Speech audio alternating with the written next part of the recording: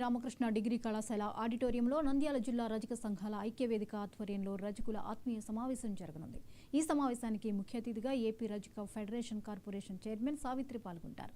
ఈ సందర్భంగా రజక జేఏసీ నాయకులు మాట్లాడుతూ అన్ని రజక సంఘాలను కలుపుకుని జేఏసీగా ఏర్పడుతున్నట్లు తెలిపారు. రజకులందరూ స్వచ్ఛందంగా అధిక సంఖ్యలో పాల్గొని సమావేశాన్ని విజయవంతం చేయాలని కోరారు.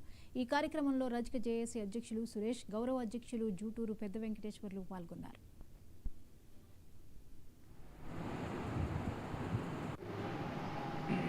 14వ తారీఖు రామకృష్ణ డిగ్రీ కాలేజీ దగ్గర వివేకానంద ఆడిటోరియంలో రజక సమావేశం జరుగుతుంది.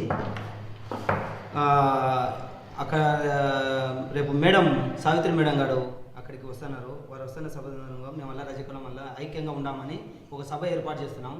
రజక జాతి మొత్తం ఆ సభను జయప్రదం చేయవలసిందిగా కోరుతున్నాము. ప్రతి ఒక్క ఊరు తిరుగుతున్నాం, పత్రికలు ఇచ్చినాము. ప్రతి ఒక్కరు వచ్చి ఆ సభను విజయవంతం చేయవలసిందిగా కోరుతున్నాం.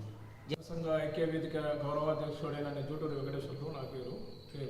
రేపు 14వ తేదీ నంద్యాల జిల్లా నంద్యాల పట్టణంలో రజక సోదరీమణులందరూ కలిసి ఒక 14వ తేదీ మహాసభను వివేక ఆడిటోరియం నుండి ఏర్పాటు చేయడం అనేది ఈ యొక్క రజక ఐక్య వేదిక యొక్క ముఖ్య ఉద్దేశము నంద్యాలలో ఉండే రజక గ్రూపులని ఏకతాటిపై ఒకటే నుంచి మన రాయలసీమకు రజక ముద్దుబిడ్డ అయిన సావిత్రమ్మ గారికి స్టేట్ ఫెడరేషన్ చైర్మన్ పదవి వచ్చినందుకు ఆమె గౌరవార్థము ఇక్కడ సన్మాన సభ ఏర్పాటు చేయడం అనేది.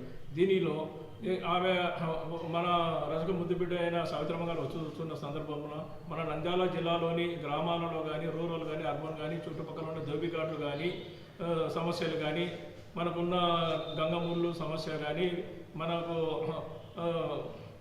వీళ్ళతో అగ్రవర్ణాలతో జరుగుతున్న ఇబ్బందుల గురించి కానీ, ఇతరతర సమస్యలు ఆమెతో చర్చించి వాటికి పరిష్కారానికి డిపార్ట్మెంట్ పరంగా కూడా మనకు సహకారాలు అందేటట్టుగా ఆమెతో చర్చించి మనము ఆమె ద్వారా సలహా తీసుకోవడానికి మనం అందరూ సమాయత్తం కావాల్సిందిగా కోరుతున్నాం.